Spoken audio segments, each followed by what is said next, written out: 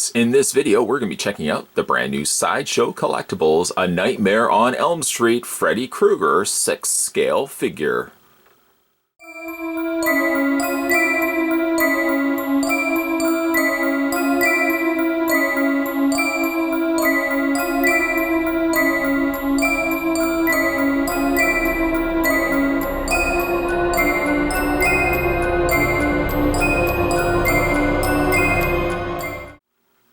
The first time Freddy Krueger entered into our dreams was in the first Nightmare on Elm Street, which debuted November 9th, 1984. Grabbing the tape measure, Freddy Krueger stands exactly at 12 inches tall if you count the top of his fedora. He includes the same hexagonal display stand as we've seen with other Sideshow releases, and on the top is printed A Nightmare on Elm Street. Kind of would hope at some point that these would be in color as opposed to just having them overlaid in black font. Certainly red font would really showcase, I think, the title of the character's movie a little bit better, but instead they favor a little bit more, again, the black treatment, which you can kind of see as light is reflecting off of it. The top of the stand still relies on the crotch clip, so basically the figure's going to stand over top of that. As it goes for display stands, pretty much what we've seen before with other Sideshow releases. So getting a look at Freddy Krueger here, we've already done an unboxing of this guy on this channel, so if you haven't had a chance to check that out, by all means go and have a look at that. That's where I initially weighed in on my thoughts of Freddy Krueger here. Now as it goes for Freddy's, it's hard to kind of pinpoint Sideshow's decision on which Freddy this was actually. I mean, we can rule out the fact that it's not the initial Nightmare on Elm Street, as of course his sleeves are striped. The original Nightmare on Elm Street had him just wearing red sleeves, where all the striping was in the center area of his sweater. Judging also by the face on Freddy Krueger, we can also rule out it's not Nightmare on Elm Street Part 2, as Part 2's Freddy favored something a little closer to a male witch. Even like the eyes themselves were a dark reddish brown. So we can kind of start our time frame for this particular Freddy from probably Nightmare on Elm Street 3 onward. The scarring effect of this particular Freddy's head sculpt doesn't, again, resemble itself any close to one specific sequel. Again, it's probably more so Sideshow's take on what they would define as an ultimate Freddy Krueger, which a bit saddens me as well because it makes me think that much like Jason Voorhees, we may not see any additional Freddys than the one that we have right here. From it goes for a likeness level and sculpt level, I think it's pretty good. I do like that the teeth are showing a very sneering, slimy display of Freddy's teeth. And as well, the eyes I think are done nicely as well. The only thing I would say though from a sculpt wise is the camera almost picks it up a little bit better than in person. In person, I feel like the skin tone is a little on the muddy side. I wish that they could have jazzed that up maybe with some additional red tones, as Freddy's skin is certainly a little bit more reddish color than what we're basically seeing right here. It is also to note as well that unfortunately, much like Jason's hockey mask, you can't remove the fedora. I'm not really sure why they opted not to have a removable fedora, as it would have given certainly collectors different means to displaying their Freddys. Some could have taken the fedora completely off and left a bare, bald-capped Freddy displayed. Some could have also favored having the fedora tilted almost slightly down. Again, I'm not really sure why they chose not to have the fedora as a removable component. I would probably think that maybe if I could force this off, which I really don't want to do, perhaps there is a fully sculpted head underneath there, similar to what Jason's face was when you eventually remove the mask. Looking closer again at the face, I think again the face sculpt is pretty good. I think it fairly reads as Freddy Krueger and specifically Robert Englund. Again, I can't quite pinpoint the scarring to one specific Nightmare on Elm Street, so again makes me think that perhaps it's more just a ultimate Freddy design. Again, all the individual burns and stuff that they've sculpted into the face is done quite nicely, especially liking the very slimy, again, teeth on him. Looks quite good.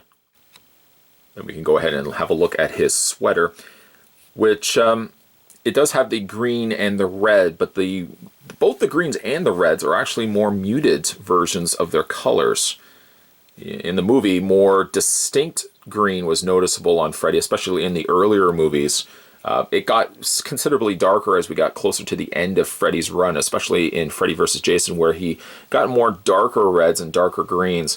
Here we have a very subtle green against the backdrop of the red. The material of the sweater is something that one thing I do have to mention.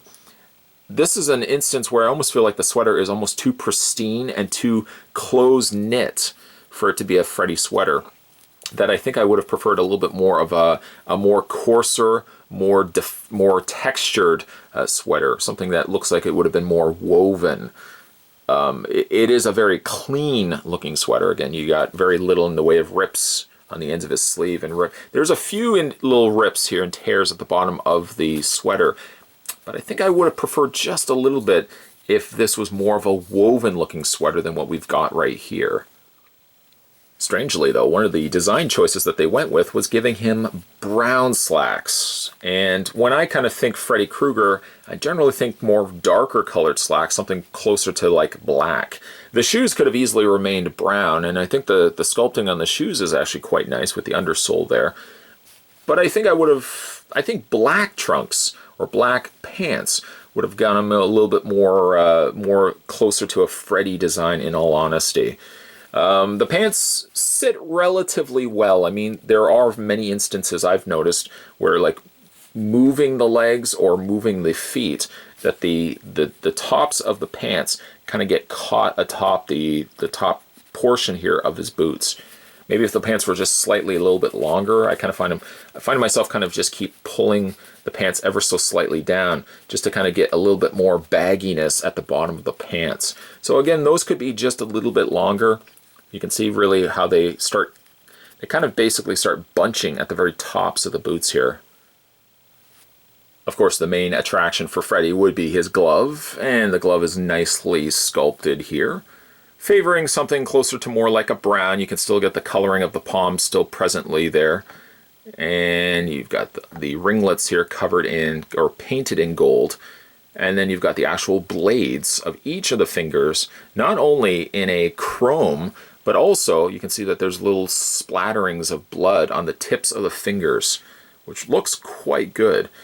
Initially, when I did the unboxing of this, I felt like these were slightly more metal, or I was on the fence as to whether these would be metal or plastic. But again, the more closer I look at the glove, the more I realize that these are plastic blades.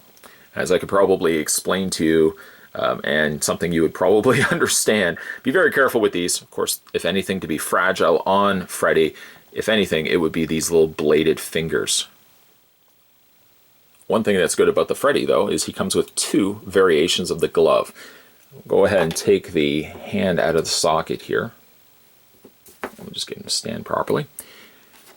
He has the fanned out glove with all four fingers extended outwards. And then he's got one of a more curled kind of hand, where he's got the two fingers on the ends of his hand bending inward, and then he's got the extended fingers out. This is probably one of my favorite gloves, especially like displaying him. You know, it just looks really neat having the fanned out hand. Now, one of the other things too, if you picked up the Sideshow Collectibles exclusive, they've also included a pointer finger as well. So one that has the four fingers bent, and then the one extended finger with the blade. The bent blade, by the way, or the exclusive hand, definitely makes for some extra fun for displaying Freddy. As you can see how you've got him just posed here, pondering how he's going to kill his next victim. His other accessories include a pair of, or two different alternate human hands, both still featuring the very scarred skin of one Freddy Krueger. One has more of the pointing hand, whereas one basically is more of a closed fist. Either one is suitable, but I kind of dig more the relaxed palm that is currently in his socket. Here's the other hand I was talking about, how it's got just a more relaxed gesture to it. This can certainly go a long way as where you can have the hand kind of gripping upward. You can again just kind of relax the palm at the side of his waist. I think there's a couple little more options that you can go going this route versus the close fist and the pointed finger. For Freddy's Poseability, it's about what you would expect with a 6 scale figure release. He's got the ball joint at the top of the head. You would think that he does have a ball joint at the base of the neck. You would be absolutely correct, as the base of the neck also has its ball joint too. When it comes to the torso area, not only does he have the ball joint here, but he's also got the waist swivel as well. Shoulders hinge outward, as well as a forward and back motion on the arms. He has a swivel at the bicep area, as well as a double hinge in the elbow, a rotation and hinge on not only this hand, but also the gloved hand as well. When it comes to his legs go forward, back, and out. He has a swivel right at the very top area of the thigh, basically where the thigh connects itself to the lower torso. He does have a double hinge on the knee, and the foot, because of its nature of the way it's pegged into place, it's a ball joint, so basically you have the forward and back rock, as well as you've got your ankle pivot left and right as well.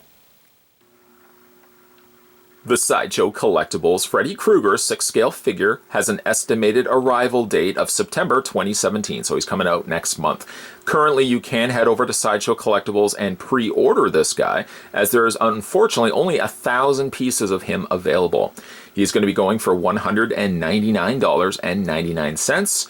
And I think overall he's a really good looking figure. There's a few things I will admit that I would change here and there. Perhaps maybe change the color of his slacks from something like a brown to perhaps something closer to a black. The sweater is a nice touch. Perhaps maybe a little bit more of a woven sweater would have gone a long way. And unfortunately, much like the Jason Voorhees 6 scale figure, I wish that he could have had a removable fedora in the same way that I wish that the Jason Voorhees could have had a removable mask. I dare almost say I would want to see them maybe continue on and do more Freddy Kruegers, but part of me feels as if, much like the Jason Voorhees, we may only get one outing for this particular release of Freddy. That kind of saddens me because I would love to see what they would do with maybe future Freddys, different variations perhaps with the syringe fingers, and the different ways that Freddy has appeared in the movies. Part of me feels like this is really going to be the only Freddy that we're going to be getting. I'm hoping, though, that maybe I will be wrong, though. Today, once again, we were having a look at the brand new Sideshow Collectibles A Nightmare on Elm Street. This was Freddy Krueger, and this was also the Sideshow exclusive that had the exclusive pointing finger glove hand. If you guys like this video, certainly hit it with a like down below, and if you haven't had a chance to subscribe to this channel, hold on a second. Hold on. You haven't subscribed yet to this channel? Well, hit that little subscribe button down below, and you won't miss a beat when it comes to future videos coming onto this channel. As always, guys, thanks for watching as you always do. I'll see you next time.